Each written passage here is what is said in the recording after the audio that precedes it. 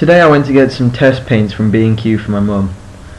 Now, when I went to B&Q, I assumed I would find two different colours, since that was what she'd written down on the sheet. But I got to B&Q, picked out the two paints, and found that they were almost identical colours.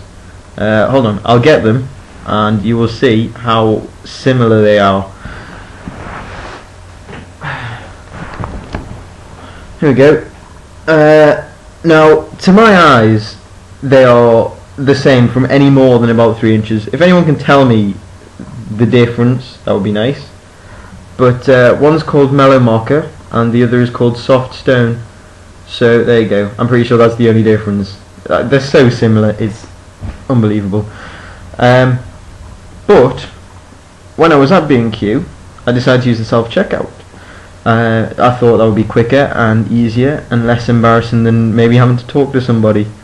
Unfortunately, turns out it wasn't, because the B&Q self-checkouts have the volume set to incredibly loud.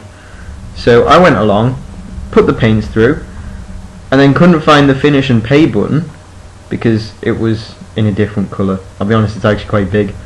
And quite noticeable, but I didn't see it. Anyway, if you don't press anything within about 3 seconds, it decides to shout something like press a button or find finish and pay or whatever.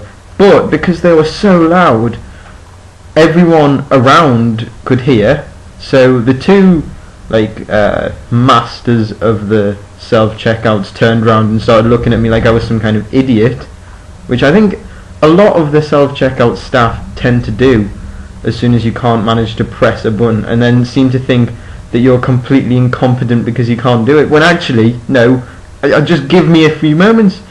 No, turns out I was at fault. But yeah, anyway, the thing shouted really loud, everyone turned round, and of course that was quite embarrassing to be in the shop.